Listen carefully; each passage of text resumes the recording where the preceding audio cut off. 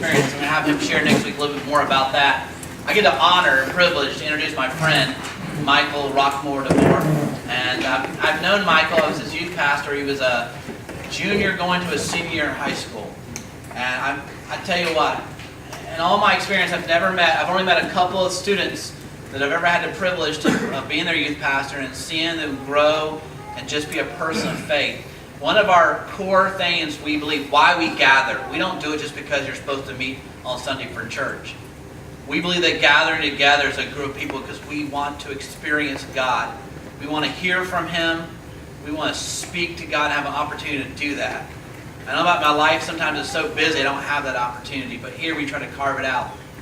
And the times I've known Michael and spent time with Michael, that's what I can hear. I hear God in him. I see God in how he loves and how he leads and how he lives.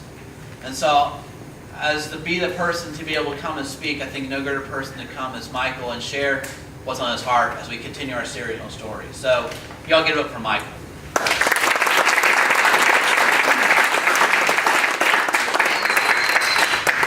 Hey.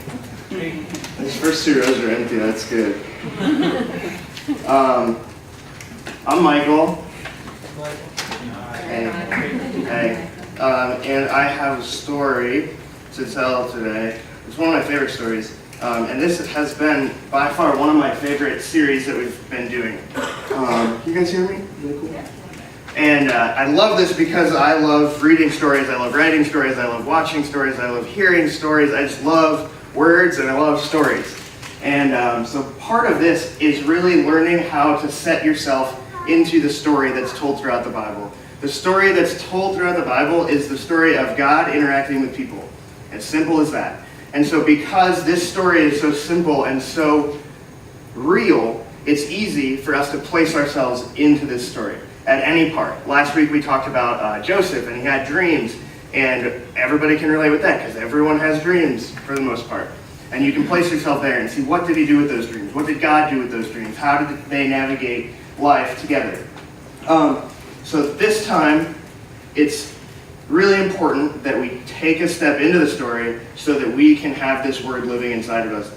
In Hebrews chapter 4, are you going to do my verses, Blake? That's so funny, because normally he's up here and I'm back there, and then I start saying, that's so funny. Okay. Sorry, Michael. That's okay. I'm glad I realized it before I started reading them off. So Hebrews chapter 4 says, "For the word of God is alive and powerful. It is sharper than any..." I can't even read that. "It is sharper than the sharpest two-edged sword, cutting between soul and spirit, between joint and marrow. It exposes our innermost thoughts and desires." That's Hebrews chapter 4, verse 12. In order for the story to come alive, you have to be able to live in it. In order for the Word of God to become alive, you have to be able to have it in your life. Without that, it's just going to be words on a page. It's just going to be any other story.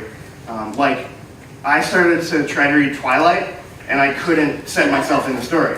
I'm not a werewolf, I'm not a vampire, despite what some people might say, and I'm not a teenage girl. So it was really hard for me to place myself in that story, so I stopped reading because I couldn't live in that story.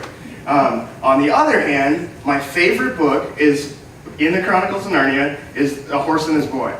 And that's really good for me to step into because I'm a boy and I like horses and I like animals. And it's when I read that when I was like 14, it was really easy to step inside of that story, and so I learned a lot from it. So hopefully today we'll be able to step inside the story and learn things about ourselves and about how God deals with people. So I'm going to pray for us and for me, and then we'll get started. God, thank you for who you are. Thank you for the revelation of who you are and what you're like. God, thank you for love. Thank you for sending your Son for us. Thank you for the examples and the stories that you give us. God, I hope that I can be a part of your stories today, God. I hope that we can get inside of what you're trying to teach us, what you're trying to allow us to do through love, through tangible love, God. And I just pray that your Spirit would be here, that we might be able to discern that together.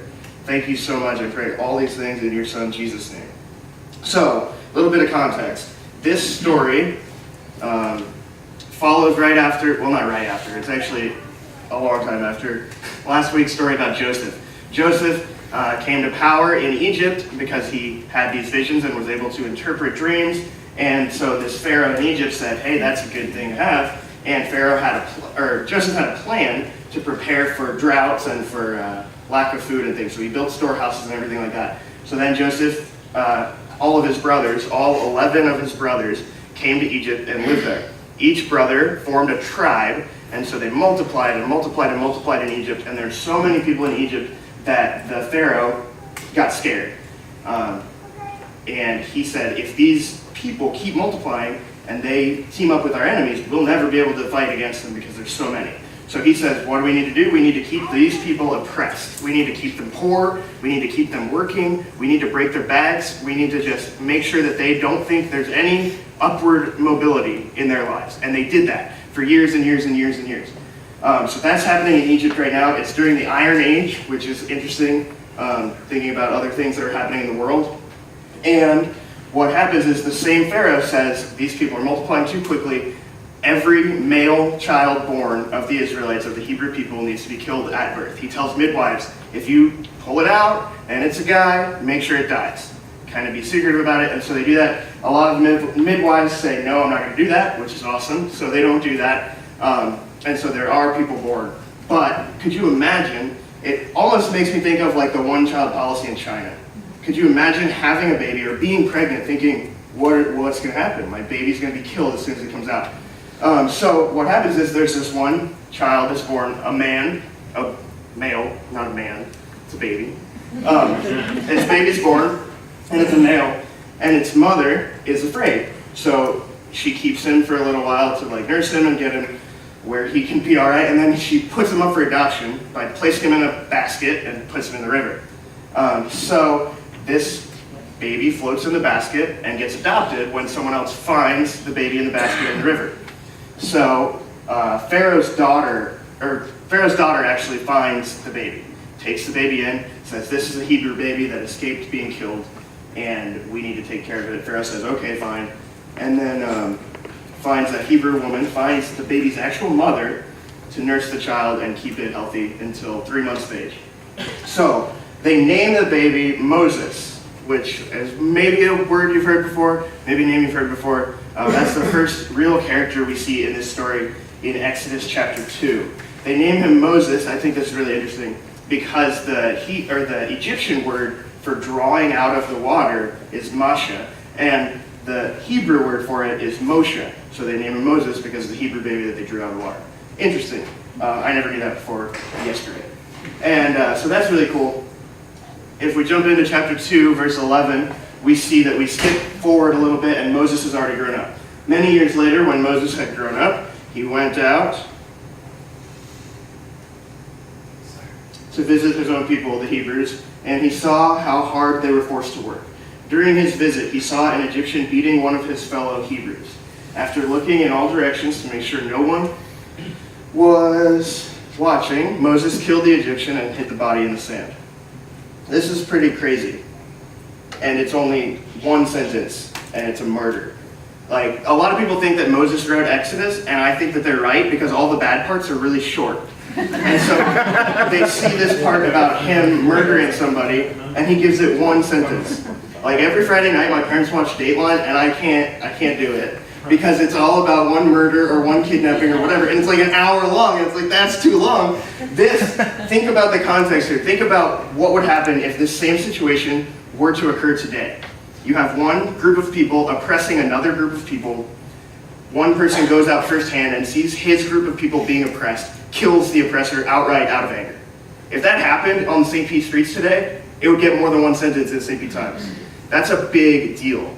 And so Moses, here we get to see a glimpse of his personality, a glimpse of his passion. Moses sees injustice firsthand and he takes action. He's stirred up inside.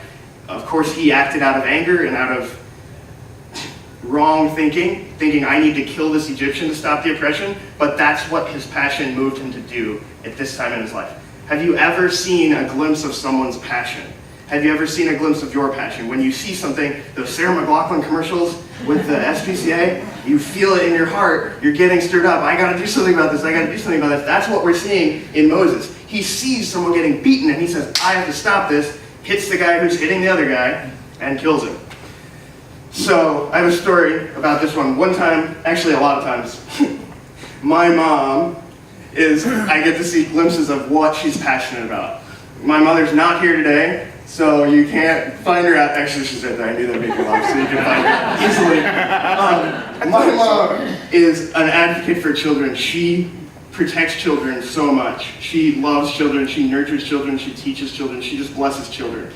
And I got to see that at a really young age when we were once walking at a Publix, and we both heard, I didn't say anything because I was about this tall, but my mom heard a child screaming and just being abused. And I got plenty of spankings in my day. I got hit, nothing crazy, but there's a line. And so in Publix, we see this woman just wailing on her kid out of anger. You could tell in the woman's eyes, she was wailing on this kid out of anger. And my mom just walks down the aisle, so here's the aisle, and she walks down it to where she sees that, and she goes, hey, stop that, and then just keeps going. I saw a glimpse of her passion and what she stands for there. Another time I saw it in my mom's life, really interesting. My mom's also an avid letter writer. If she has bad service at a restaurant, she's gonna write a letter. If there's not enough chocolate chips in the mint chocolate chip ice cream, she's gonna write a letter.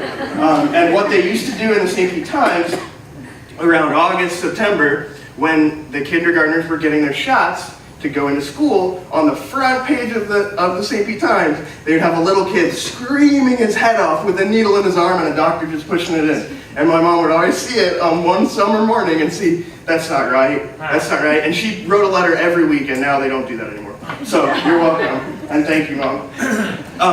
But there are times in our lives where we get to see glimpses of our own passion and glimpses of the passion of people around him. That's what we see here. Moses acts out of anger. He's stirred up because of injustice.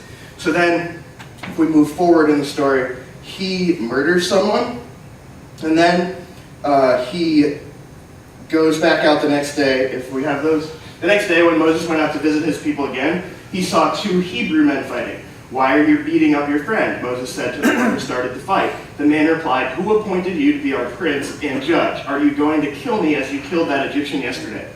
So Moses took action based out of anger, motivated by his passion, what he thought was wrong, and he wanted to stop it, and it ended up killing the other guy. So then he goes back out and sees the same thing, except for it's two people of the same group that are beating each other, and they know that he killed the Egyptian.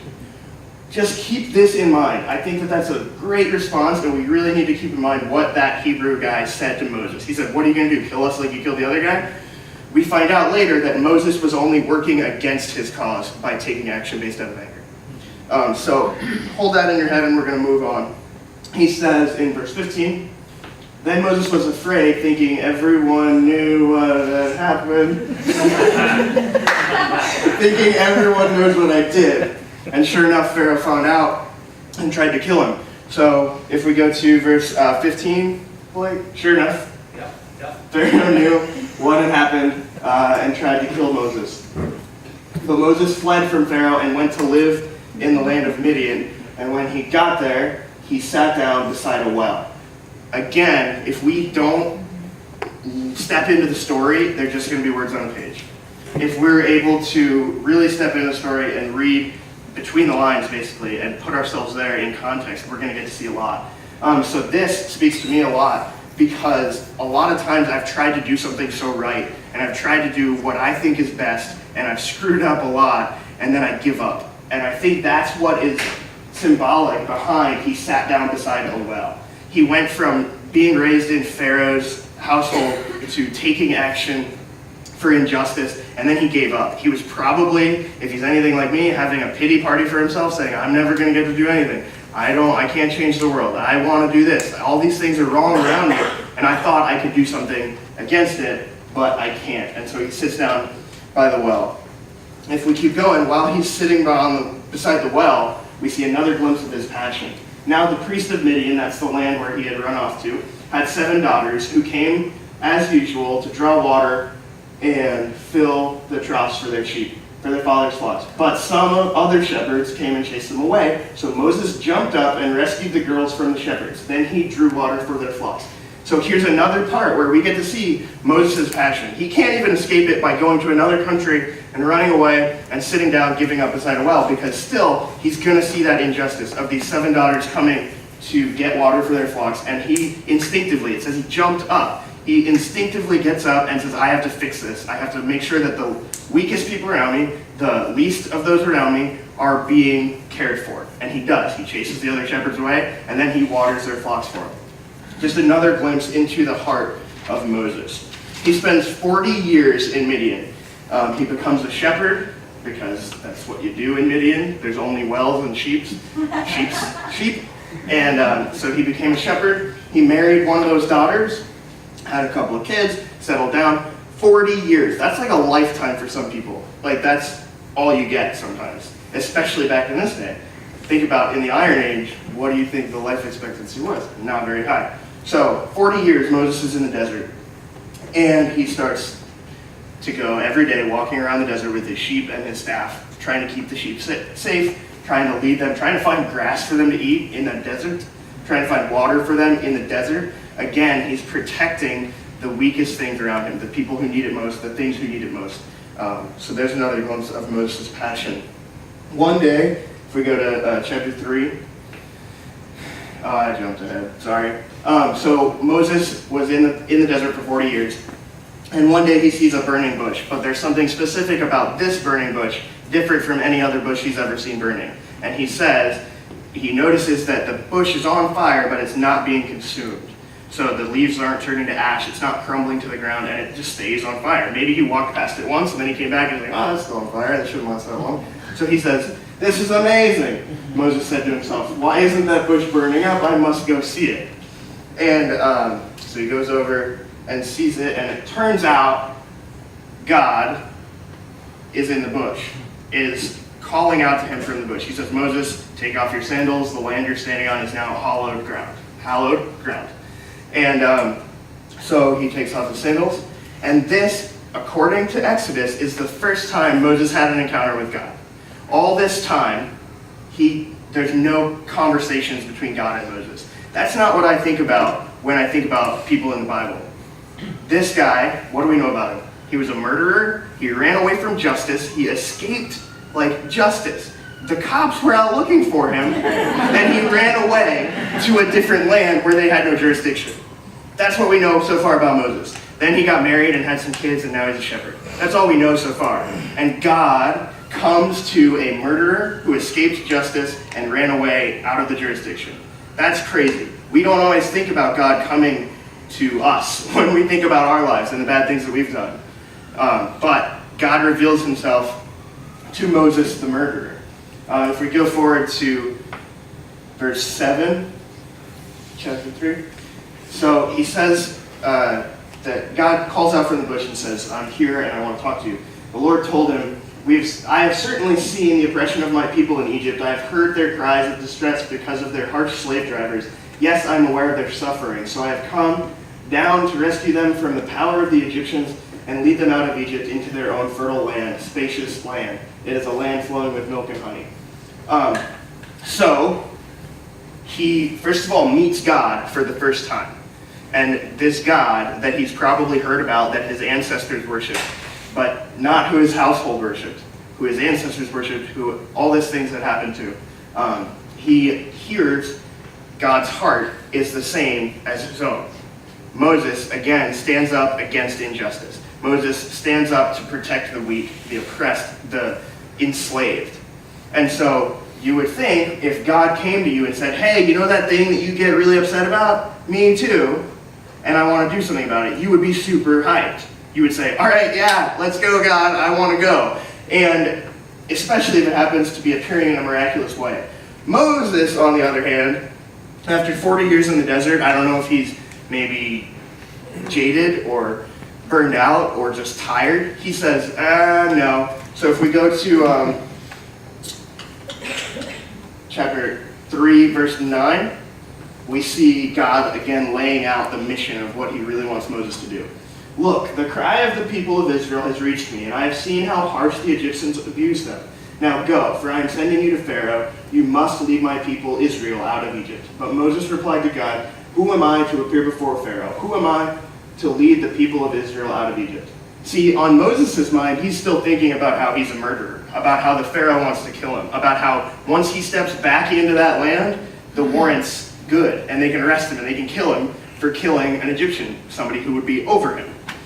So he's still thinking about that. But not once in this conversation does God say, hey man, that thing you did back there, that murder, is pretty messed up. God doesn't say that. God doesn't bring that up. God brings up, I understand your passion, I understand what I want to do, and we're going to go do it together. Can we go back to verse 7? No? Is that 7? That might be 7. The cry of the people, I will come down to rescue them from the power of the Egyptians and lead them out of Egypt into their own fertile land. And so Moses says, who am I to do it? He missed the part where God says, I'm going to do it. You're just going to be standing at the front of the line. You're just the guy who's going to go talk to Pharaoh because I can't appear to him in a burning bush. You're just going to be the guy standing at the front with your staff in hand leading these people.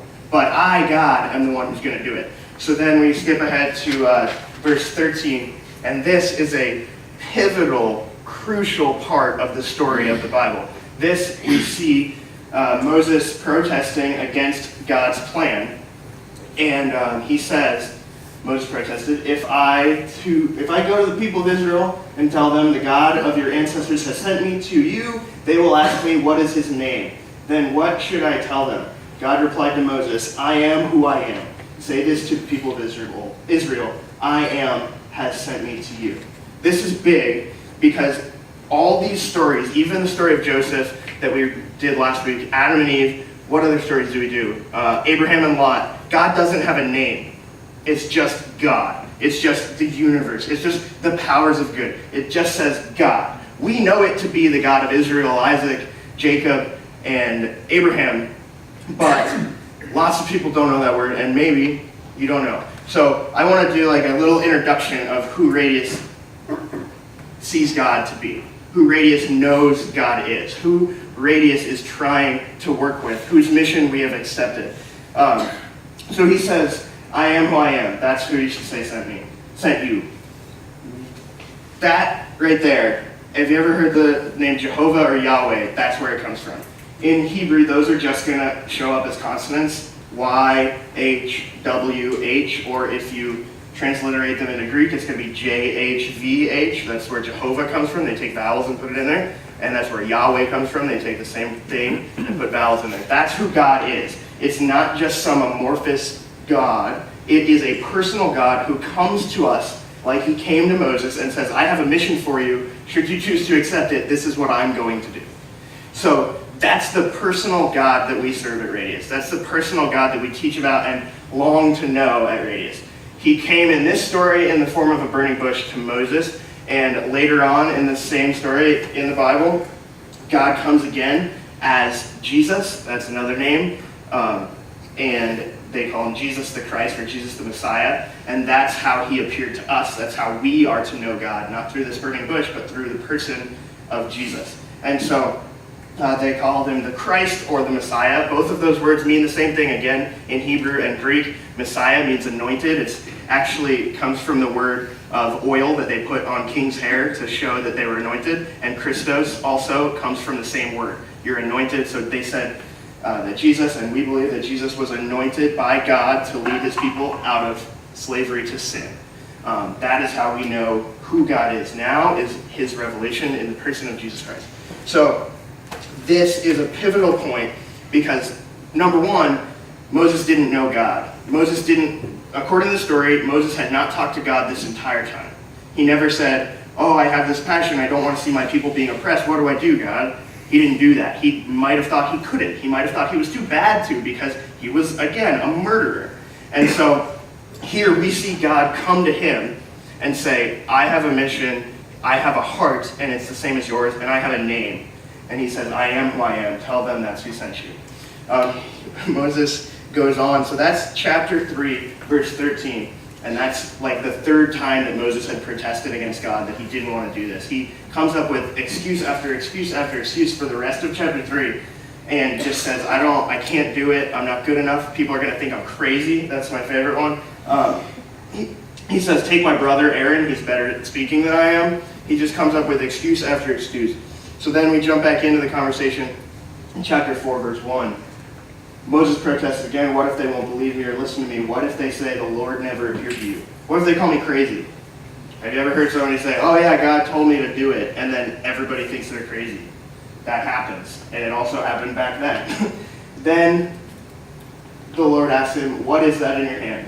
A shepherd's staff, Moses replied. This question is hilarious to me, because for the rest of chapter 3, Moses would reply and say, I don't want to do it, or I can't do it. And God would say, yes, you can, I'll be with you. I don't want to do it, I can't do it, maybe Aaron. Okay, we can bring Aaron too. I'll be with you guys, we'll do it. I don't know, I can't do it, I don't want to do it. Yes, you can, I can't do it.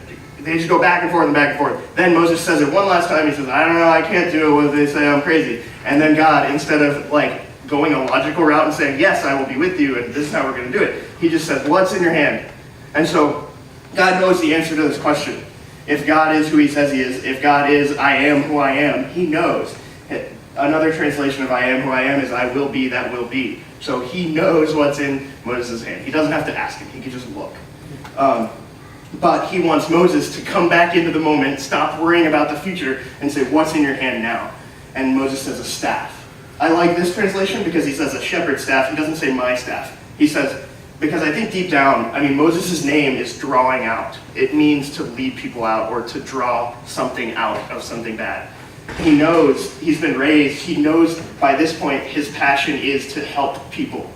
But he's in the desert being a shepherd. This isn't my staff. This is a shepherd's staff. And so if we move forward to verse 3, God says, throw it down on the ground, the Lord told him. So Moses threw down the staff and it turned into a snake.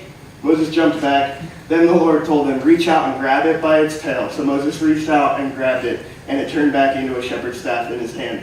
Perform this sign, the Lord told him. Then they will believe that the Lord, the God of their ancestors, the God of Abraham, the God of Isaac, the God of Jacob, really appeared to you. So they said, 40 years again, Moses had this staff in his hand. 40 years, this was Moses' identity. 40 years in the same position, the same burning bushes around him, with the same sand dunes. 40 years, he had gotten used to carrying the staff. What's the first thing God tells him to do? Throw it on the ground. You're not a shepherd. You are my servant, and you will go with me to lead my people out of slavery. He says, you are not a businessman. You are my servant, and I will go with you to redeem the world through my son Jesus. He says, you are not an artist. You are my servant, and you will come with me to redeem the world through art. You see what I'm getting at? Whatever it is in your hand, you're there for a reason. It might be because you screwed up and gave up and you got a job doing something you hate, but you're there for a reason and God's going to use it. God uses that staff. Remember how he says, throw it on the ground, and then he says, pick it back up. When Moses threw it on the ground, it turned into a snake, and it says that he got scared and ran from it. If we were to surrender parts of our life and throw it on the ground, it might scare us what God can do with it. If we take our staff, if we take our identity and say, no more, I don't want to be a shepherd. I want to be your servant and I want to lead people out of Israel. What will God do with those things that you offer to him? This Easter, what will God do with our time and our talents and our treasures so that people will be led out of slavery to sin? If this Easter you were to say, I'm not a churchgoer, I'm a servant in this church. If you were to say, I'm not just a regular attender, I'm a partner, and I'm going to commit to prayer and giving with this body, what will God do with it? What will God do with our staff if we throw it on the ground and say, it's all for you, God? According to this story, he'll tell us to pick it back up and say, let's get to work. So this Easter, I'm super excited because we have, like Brenda said, we have so much going on that we have people in industry and we have people in food service and we have people everywhere. If we were to say, God, I don't work at Publix. I'm your servant who has a job at Publix and I want to serve you there so that you can redeem the world through your son Jesus. I'm not an accountant. I'm your servant and I want to redeem the world through these interactions that I have every day. That's what I wanted to tell you about this story. In order to do that, we have to have a moment where God comes to us and says, this is who I am. I'm with you, and this is what I want to do. So, again, this whole hour today is about hearing from and speaking to God. God spoke to me through this exact message 6 years ago in a different continent. And it's stuck with me so that every time I have something in my hand, he says, what's that in your hand? How are you using it for me? And he says, throw it on the ground. If my grip on that is too tight and I find my identity in a bottle or a book or a stage, he says, throw it down. And he inevitably tells me, pick it back up because we got to get to work. So right now, that's what God spoke to me. I hope God spoke to you during this time. I want to ask you guys just to take some reflection time and think about these things. One thing I also want to say is there is no way to have a relationship with God without doing it through his revelation. If Moses had ignored that burning bush, he never would have heard God's heart. He never would have known that God's heart was the same as his. God is calling out to you. He's saying those passions that you have, those things that you see and it breaks your heart, they break God's heart too. We are created in his image, and so what injustice we see that breaks our heart is also breaking God's heart. And there's a lot of that in St. Pete. So I just want to take some time right now, if you would bow your heads.